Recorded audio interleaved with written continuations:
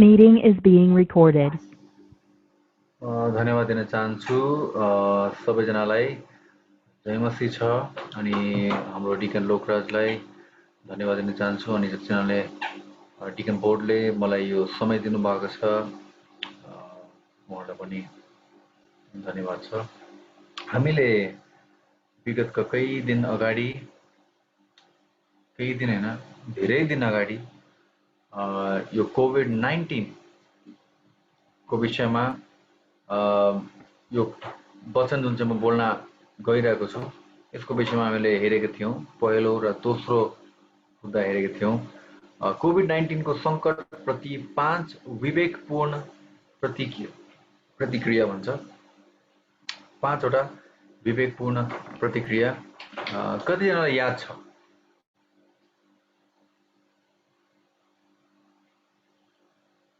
मुद्दाहरु चाहिँ याद छैन होला। मैले बोलेको थिए त्यो याद छ? त्यो पनि याद छैन। ओके ठीक छ, याद छैन भनेर चाहिँ किरा दाइले त्यहाँबाट हात लगाइराख्नु भएको छ। दुईटा भन्दिए मैले, पृथ्वीमा स्वर्गको आशा नगरौं, हजुर, सर्वशक्तिमान परमेश्वरमा भरोसा राखौं। दुईटा बुँदा चाहिँ त्यो हो। यस एकदमै यस करेक्ट। त्यो दुईटा बुँदाहरु थियो। Thank you uncle. Thank you for concentrating and being attentive and noting down. Note बनाउनु भएकोमा धेरै धन्यवाद। यस्तो खालको कुराहरु यदि सोध्दाखेरि भन्छन् भने वक्ताहरुलाई पनि एकदमै एन्करेजमेन्ट हुन्छ के, एकदमै एन्करेज हुन्छ है जस्तो भन्दाखेरि। अनि त्यही भएर धन्यवाद अंकल त्यसको लागि। आज चाहिँ हामीले तेस्रो बुँदालाई चाहिँ हेर्नेछौँ। पहिलो बुँदा चाहिँ पृथ्वीमा स्वर्गको आशा नगरौं, रोमीको 8 को 21 र 22। दोस्रो चाहिँ सर्वशक्तिमान परमेश्वरमाथि भरोसा गरौं, भजन संग्रहको 46 को 1 देखि 3 अनि 112 को 6 देखि 7। आज चाहिँ तेस्रो थर्ड भने बुद्धिमानी बनौं अनि सुरक्षित रहौं। तेस्रो बुद्धा चाहिँ के हो रे? बुद्धिमान बनौं है, बुद्धिमान और बुद्धिमानी है। बुद्धिमान अथवा बुद्धिमानी बनौं अनि सुरक्षित रहौं, सुरक्षित बसौं है, सुरक्षित रहौं या सुरक्षित बसौं।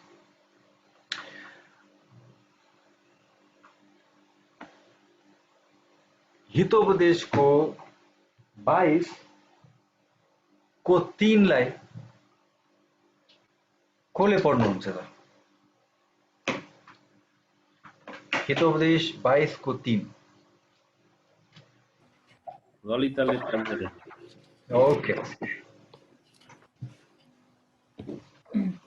यहाँ यसरी लेखेको छ, हितोपदेश 22 को 3, बुद्धिमानीले खतरा आइरहेको देख्छ र कतै शरण लिन्छ, तर सोझो चाहिँ त्यसैतिर जान्छ र दुःख भोग्छ।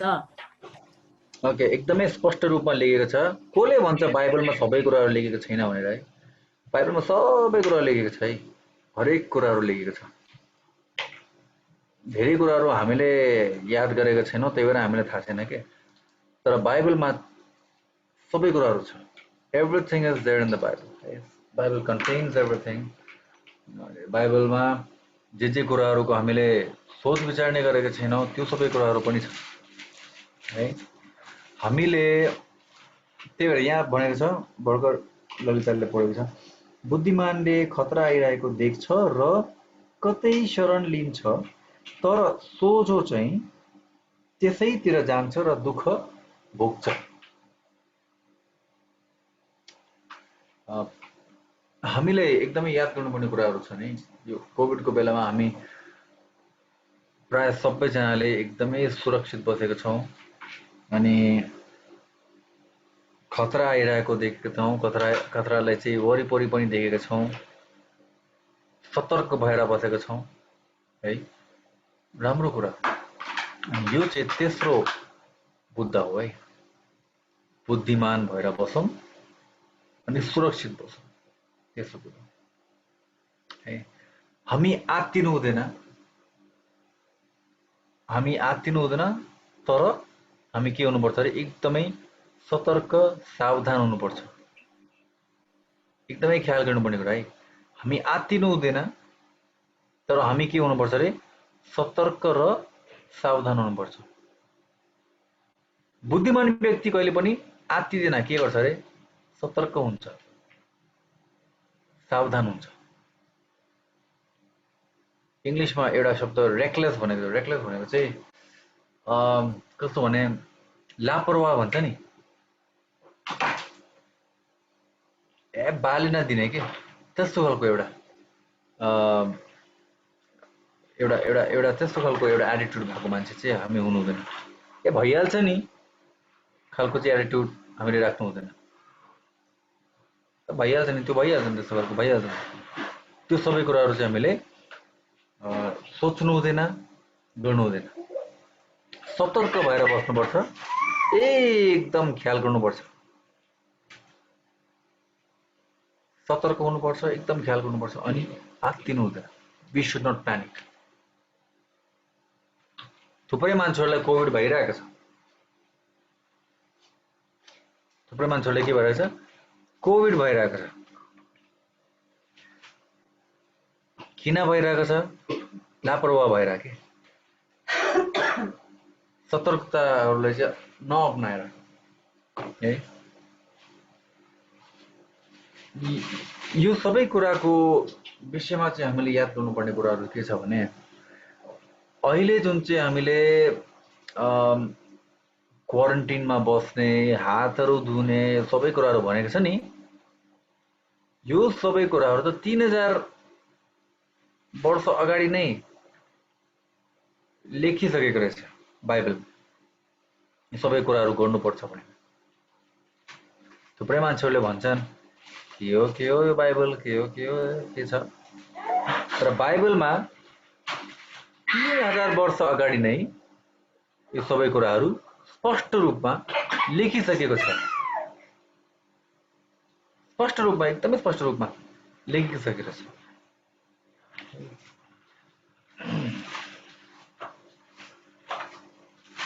मैले रगतको विषयमा अस्ति मैले कुरा गरेको छैन है। रगतको विषयमा मैले कुरा गरेको छु। म रगतको विषयमा पनि कुरा गर्नेछु एकछिनमा। अनि अहिले चाहिँ हामी क्वारेन्टिनमा बस्नु भनेको चाहिँ के हो, कस्तो हो, त्यो सबै कुराहरूको विषयमा म अहिले एकछिनमा भन्छु। लेभिटिकसलाई के भन्छ? लेवीको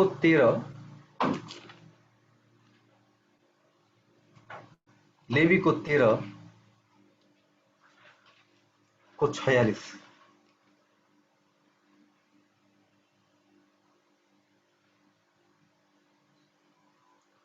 लेवीको 13 को 46 कसैले पढिदिनु न। ल मैले पढिदिएँ। 46 लेवी 13 को 46 हो। जहिलेसम्म त्यो वस्त्र रहन्छ त्यो अशुद्धै रहनेछ, त्यो एक्लै रहनुपर्छ, छाउनी बाहिर त्यसको डेरा होस्। Okay all right. सो हामीले यहाँ के को विषयमा पढिरहेका छौँ? कुष्ठरोगीहरू त्यतिखेर कस्तो हुन्थ्यो, तिनीहरूलाई ट्रिटमेन्ट दिने कस्तो हुन्थ्यो है, किन त्यस्तो गर्छ? किन त्यति अहिले पो कुष्ठरोगीहरूको चाहिँ सर्दैन, तिनीहरू सरुवा भन्दैन है। तर त्यतिखेर चाहिँ कुष्ठरोगीहरूलाई सरुवा टाढाबाट नै भन्थ्यो कि, एकदम भन्थ्यो टाढाबाट नै, टाढैबाट प्लस अशुद्ध भन्नुहुन्छ। किन सर्ने खालको रोग थियो त्यतिखेरको कुष्ठरोग चाहिँ, सर्ने खालको थियो। अनि तपाईहरुलाई म जानकारी गराउन चाहन्छु, त्यतिखेर मात्र हैन अहिले पनि कतिजना कुष्ठरोगीहरूको ग्रुपहरूलाई चाहिँ छुट्टै राख्छन् के। अनि यो कुष्ठरोगीहरूले चाहिँ क्वारेन्टिनमा बस्छन्। यो कुरा चाहिँ 1490 BC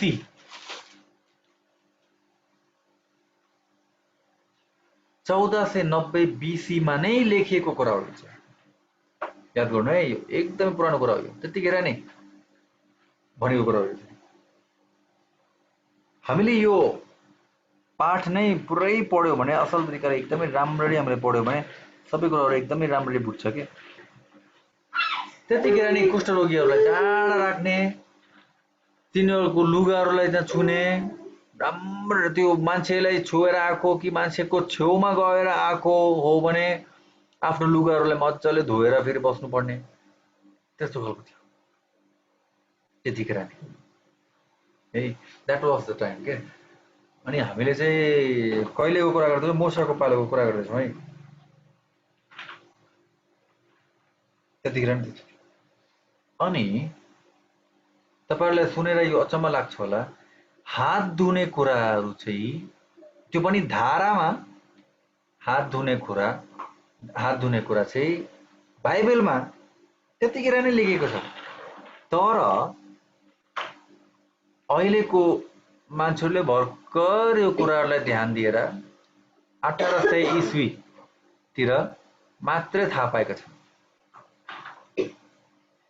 1845 ईस्वीमा एकजना डाक्टरले, एकदमै यङ डाक्टर के, एकदमै युवावस्थामा भएको यो डाक्टरले चाहिँ थाहा पाएछ। के कुरा थाहा पाएछ भने, हामीले सबैजना ध्यान दिएर सुनिरहेका छौँ है। ओके, के कुरा थाहा पाएछ भने, डाक्टरले के कुरा थाहा पाएछ भने भर्खरै जन्माउने नानीहरू जन्माउने आमाहरूलाई चाहिँ युजुअली त्यतिखेरको डाक्टरहरूले हेर्दै जान्थ्यो नि, थुप्रै आमाहरू बित्नुहुन्थ्यो अरे, जन्माएपछि बित्नुहुन्थ्यो अरे। किन बित्नुहुन्थ्यो भन्ने कुरा चाहिँ एकदमै रिसर्च गर्दै जाँदाखेरि हात नधोइकन गएर अर्को आमालाई हेरिहाल्ने, जाँच गरिहाल्ने, फेरि त्यसपछि एक एक गरेर हरेक पेसेन्टलाई हातहरू नधोइकन त्यतिकै गएर जाँच गर्थ्यो अरे, ट्रिटमेन्ट गर्थ्यो अरे, आमाहरूको ट्रिटमेन्ट गर्थ्यो। अनि एकदमै ठुलो सङ्ख्यामा आमाहरू मर्नुहुन्थ्यो। भर्खरै नानी जन्माएको आमाहरू चाहिँ एकदमै ठुलो सङ्ख्यामा मर्नुहुन्थ्यो। हामी यताउता कुरा गरिरहेको छौँ कि ध्यान दिइरहेको छौँ है। अलराइट, सो एकदमै मर्नुहुन्थ्यो ठुलो सङ्ख्यामा, थुप्रै मान्छेहरू मर्नुहुन्थ्यो, थुप्रै आमाहरू मर्नुहुन्थ्यो, बित्नुहुन्थ्यो। किन? त्यो रोगहरू, अर्काको रोग यहाँ सरेर, यहाँको रोग त्यहाँ सरेर पुरा जस्तो है। यो डाक्टरले चाहिँ के भन्यो भने, हामी आफ्नो हातहरूलाई साबुन पानीले धोएर गएर अर्को पेसेन्टलाई भेट्दाखेरि चाहिँ साबुन पानीले हात धोएर गएर भेटौँ न भन्दाखेरि त्यो ट्राई गरेको, एकदमै त्यो मर्ने सङ्ख्याहरू चाहिँ, बित्ने सङ्ख्या चाहिँ एकदमै घट्न थाल्यो, छिटो घट्न थाल्यो है। आज भोलि चाहिँ हामीले के गर्छौँ, बगिरहेको पानीमा चाहिँ हात धुन्छौँ। याद गर्नुभएको छ है? हामीले प्रायः के गर्छौँ, धारा खोल्छौँ, पानी बग्छ अनि त्यसमा हामीले आफ्नो हात साबुन पानीले धुन्छौँ। रिसेन्टली कुरा, अहिलेको जुन चाहिँ हामीले कुरा गरिरहेको छौँ नि, यो त त्यति बेला नै लेखेको छ त। लेवीको 15को 13लाई कसैले पढिदिनु न।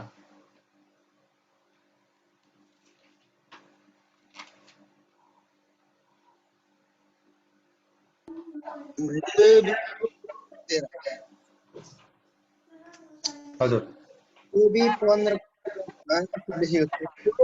जब रोगबाट छ तब त्यसले आफ्नो शुद्धि लागि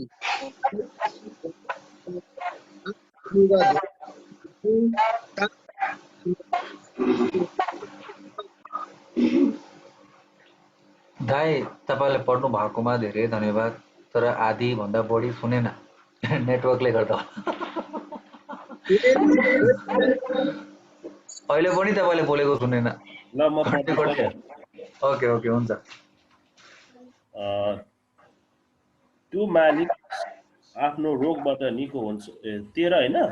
हजुर हजुर। त्यो मानिस जब आफ्नो रोगबाट निको हुन्छ तब त्यसले आफ्नो शुद्धिको लागि 7 दिन गनोस् र आफ्नो लुगा धोएर आफ्नो जिउ ताजा पानीले नुहाओस् अनि त्यो शुद्ध हुनेछ।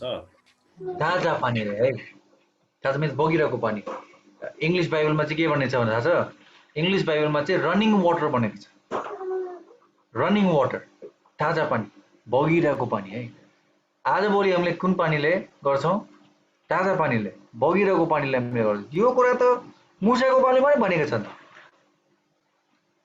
कसले भनेको छ बाइबलमा सबै कुराहरू छैन भने बाइबलमा सबै कुराहरू छ यो के भन्छ यो पद नै यो च्याप्टर नै यो अध्याय नै तपाईँले राम्ररी पढ्नु भयो भने यो अध्यायमा सबै कुरा त्यस्तो खालको कुराहरू छन् है त्यतिखेर नै भनेको छ कति 3 कि 3,500 वर्ष अगाडि नै बाइबलमा मुसाको पालोमा नै भनेको छ हामीले आज पो गरेर आएको छ है यो कुराहरूलाई त्यतिखेर नै यदि मान्छेहरूले याद गरेको भए अलि यति रोगहरू सर्दैन थियो होला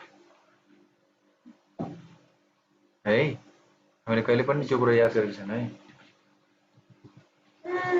7 दिनसम्म हात धुँदै बस्ने हात धुइराख्नुपर्छ बेला बेलामा है आजभोलि कोरोनाले त्यही सिकाएको छ हामीलाई सैनिटाइजर लगाओ हात धो जिन्दगीमा कहिले पनि यति धेरै हात धोएको छैन होला मेरो हात त सेतो हुन आँटेछ धुँदा धुँदै है कोभिडले यो पनि सिकाएको छ हामीले एकदमै याद गर्नुपर्ने कुरा यो छ है मान्छेहरूले त्यतिकै कोभिड सँग सम्पर्क गरेको छैनन् के थुप्रै मान्छेहरूले चाहिँ कस्तो हुन्छ भने ए भइहाल्छ नि के हुँदैन नेग्लिजेन्स ए लापरवाही तर एकदमै ख्याल गर्नु मबाट पनि कहिले कहिले चुक हुन्छ म पनि कहिले कहिले हात धुन बिर्सिन्छु याद दिलाउँछ अनि म गएर हात धुन्छु परमेश्वरले त्यतिखेर नै कति वर्ष अगाडि नै यो विषयमा भन्नुभएको रहेछ त्यतिखेर नै भन्नुभएको रहेछ यो सबै परमेश्वरले भनेको कुराहरू हो के भन्नुभएको रहेछ अब आयो पालो रगतको विषयमा कुरा गर्ने तपाईहरुलाई म भन्न चाहन्छु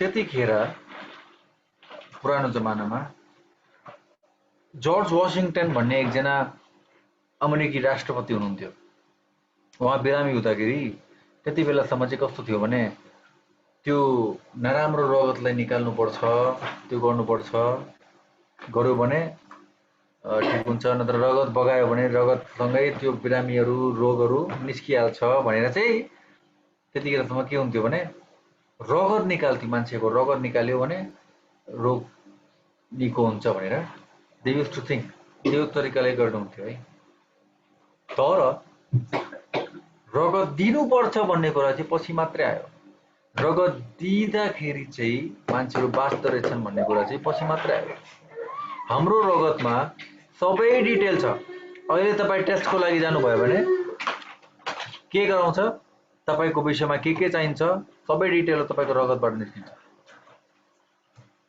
तपाईको रगतमा के डिटेलहरु सबै डिटेल छ every detail is there in your blood हरेक डिटेल तपाईको हिमोग्लोबिनको चेकिङ हुन्छ तपाईको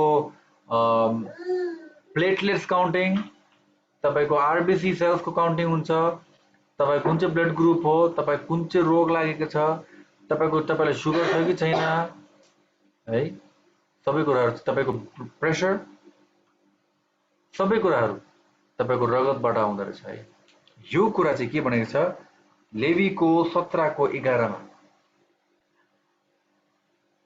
लेवीको 17 को 11 मा पढिदिन छु